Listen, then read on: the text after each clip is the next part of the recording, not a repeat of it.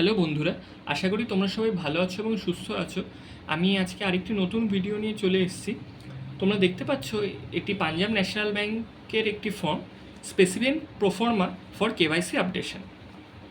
একটা কথা বলে রাখি, যদি কোনো অ্যাকাউন্ট জয়েন্ট থাকে তাহলে কিন্তু তাদের ক্ষেত্রে আলাদা আলাদা করেই এই কেওয়াইসি আপডেশনের ফর্মটা দিতে হয়।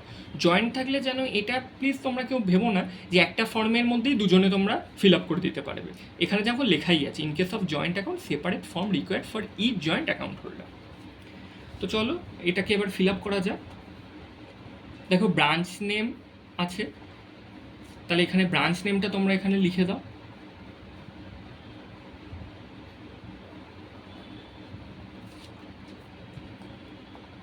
এই আইডি এটা না দিলেও চলবে। আর এই রইল ডেট, আমি ধরো কালকে সাবমিট করব, তাহলে আমি কালকের ডেটটা দিয়ে দিচ্ছি।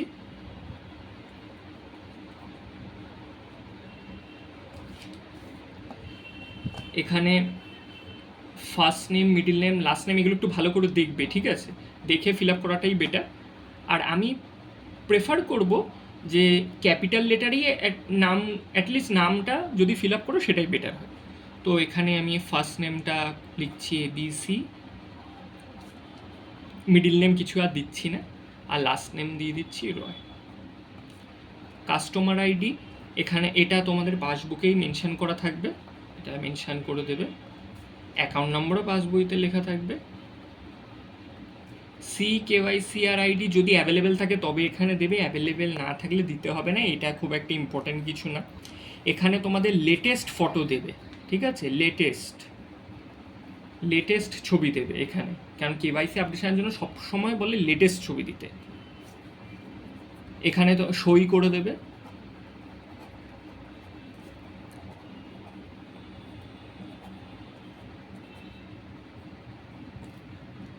স্পেশালি একটা কথা বলি, যদি কোনো ভিডিও এই ফর্মটা ফিল আপ করে তাহলে তার ক্ষেত্রে তো মানে লেটেস্ট ছবি দেওয়াটা আরও খুবই ম্যান্ডেটারি, কারণ সে ভিডিও হওয়ার পর ছবিটাই তখন থেকে কিন্তু ব্যাংকে গুরুত্ব পাবে।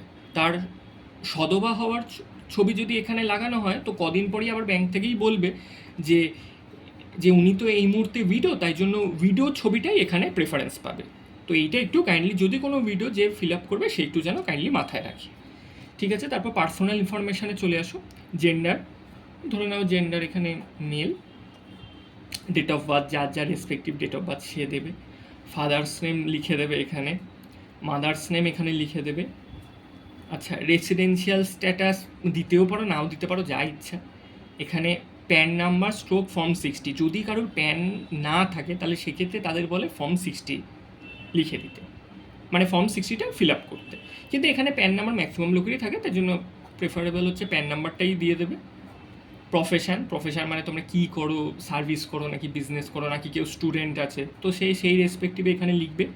অ্যানুয়াল ইনকাম যে যেরকম রোজগার হয়, 1 লাখ, 2 লাখ, 3 লাখ, 4 লাখ পাড়ায় নামে, সেটা সে লিখে দেবে এখানে। এক্সপেক্টেড অ্যানুয়াল ক্রেডিট এগুলো মেনশন না করলেও হবে। আর স্পাউসেস নেম ইফ ম্যারিড, তাই সেক্ষেত্রে হাজব্যান্ড বা ওয়াইফ যে করছে তাহলে তার যে লাইফ পার্টনার তার নামটা এখানে লিখে দিতে হবে, যদি সে ম্যারিড হয় তবেই। এবার তারপরে চলে আসি আইডেন্টিটি বা অ্যাড্রেস ডিটেলস। ওভিডি টাইপ মানে হচ্ছে গিয়ে কী আইডি প্রুফ জমা দিচ্ছ, মানে আধার দিচ্ছ না প্যান দিচ্ছ না কি দিচ্ছ, সেইটা হচ্ছে ওভিডি টাইপ। তো এখানে আমি যেমন ধরে নাও আধার দেবো, আধার নাম্বারটা এখানে দিয়ে দেবো। আধার ইস্যু ডেট, আধার এক্সপায়ারি ডেট যদি এগুলো জানা থাকে তো দেবে, না দিলেও কোনো অসুবিধা নেই, এগুলোতে কিছু যায় আসে না। আর মেনশন অ্যাড্রেস অ্যাজ পার ওভিডি, যদি ওভিডি সাবমিটেড অবশ্যই করা থাকে সেই দিক দিয়ে। ডিস্ট্রিক্ট দেবে, স্টেট দেবে, পিন দেবে, অর্থাৎ নিজেদের অ্যাড্রেসটা এখানে লিখে দেবে, কোথায় তোমরা থাকো, ঠিক আছে? Residential address.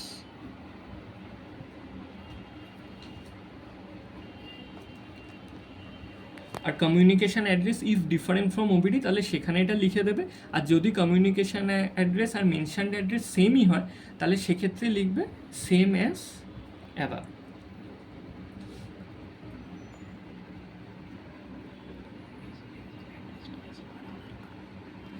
হ্যাঁ, আর আরেকটা জিনিস দেখো, সেটা হচ্ছে যে যেটা এখানে লেখা আছে মেনশন অ্যাড্রেস অ্যাজ পার ওভিডি, মানে কিন্তু তোমাদের আধারে যেটা থাকবে যেভাবে থাকবে সেভাবেই চেষ্টা করবে মেনশন করতে, ঠিক আছে? নয়তো তোমাদেরই পরে অনেক ধরনের সমস্যা হবে, ব্যাংকের তরফ থেকে অনেক ধরনের সমস্যা হবে, কারণ তারা বলবে অ্যাড্রেস মিলছে না, এই মিলছে না, এই মিলছে না। তো ওই জন্য ওইসব সমস্যাগুলোকে দূরে সরিয়ে রাখার বেস্ট উপায় হচ্ছে যা আধারে মেনশন আছে সেটাই তোমরা এখানে লিখে দেবে, ঠিক আছে? তারপর দেখো বলছে I have a state that I have no objection in authenticating myself with Aadhaar based authentication system and I consent to provide my Aadhaar number for Aadhaar based know your customer. এটা অপশনাল আছে, যদি মনে হয় ইয়েস দেওয়ার দেবে, যদি মনে হয় নো দেওয়ার দেবে, যদি মনে হয় কিছুই করবে না তাও করতে পারো, কারণ এটা অপশনাল আছে ওই জন্য। এটা অর্থাৎ কি বলতে চাইছে যে এরা যে আধারের থেকে এরা তোমার মানে পরিচয়পত্র তোমার যাবতীয় ইনফরমেশান এরা কিন্তু নেবে, তো তাতে তোমার কোনো আপত্তি নেই, তো এরা এই জিনিসটাই বলতে চাইছে, ঠিক আছে? আর এবার দেখো, এবার হচ্ছে সিগনেচার অফ কাস্টমার, মানে এই যে এবিসি রয় ও এখানে সিগনেচার অফ কাস্টমারের ওর সাইনটাই থাকবে, তাহলে সি রয়, ওর কন্ট্যাক্ট নাম্বারটা দিয়ে দেবো, ইমেল আইডি ওর একটা দিয়ে দেবো,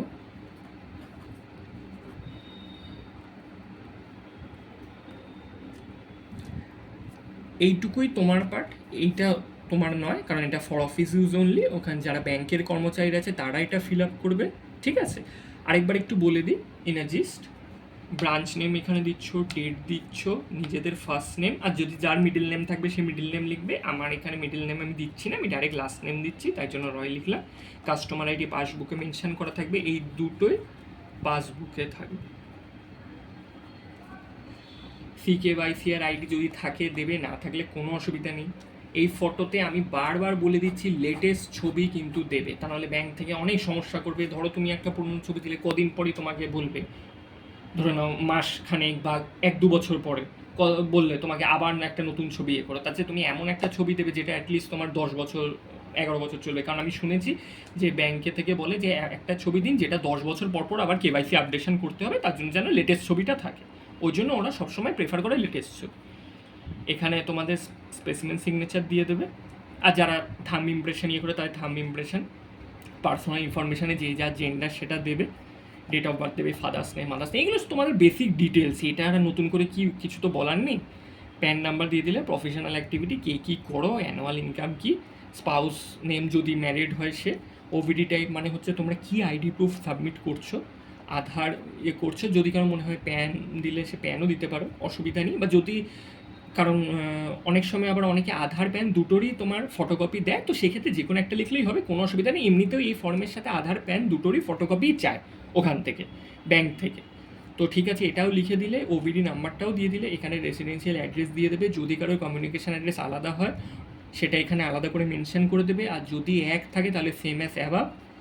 এখানে সিগনেচার অফ কাস্টমার তোমরা করবে, কন্ট্যাক্ট নাম্বার দিয়ে দেবে, ইমেল আইডি দিয়ে দেবে, আর অবশ্যই আমি যেটা বলবো সেটা হচ্ছে অবশ্যই ভুলো না অ্যাটাচ করতে আধার কার্ডের ফটোকপি এবং প্যান কার্ডের ফটোকপি, এই দুটো কিন্তু মাস্ট, কারণ তুমি এখানে প্যান নাম্বার দিচ্ছ, তোমাকে তো প্যান কার্ডের ফটোকপি দিতেই হবে, আর তুমি এখানে আধার দিচ্ছ, আধার নাম্বার দিচ্ছ, তখন তোমাকে আধার কার্ডের ফটোকপি দিতেই হবে। আর যদি এখানে প্যান নাম্বার না দিয়ে ফর্ম 60 দাও, তাহলে তো ফর্ম 60 তোমাকে সাবমিট করতে হবে, সেক্ষেত্রে তো আর প্যানের ব্যাপার নেই। কিন্তু আমার যেহেতু আমি আমার তরফ থেকে কথাটা বলছি, আমি নিজেকে ইমাজিন করছি আমি এটা ফিল আপ করার সময়, তো আমার যেহেতু প্যান আধার দুটোই আছে, সুতরাং আমাকে তো দুটোকেই সাবমিট করতে হবে, ঠিক আছে? অ্যাড্রেসটাও ঠিকঠাক করে দেবে, সব দেবে ডিটেলস, ডিস্ট্রিক্ট, স্টেট, পিন, এগুলো সব ডিটেলস দেবে। তো আশা করছি কোনো অসুবিধা হবে না। আর এই কাস্টমার আইডি, অ্যাকাউন্ট নাম্বার, এই দুটো কিন্তু পাসবুক থেকেই তোমরা পেয়ে যাবে, ঠিক আছে? তো আজকে ভিডিওটা এই অবধিই রইল, তা আশা করছি তোমরা এটা দেখে উপকৃত হবে যখন তোমরাও ফিল আপ করবে। কোনো রকম যদি ডাউট বা কিছু অসুবিধা থাকে বলো। আজকের ভিডিওটা এই অবধিই রইল।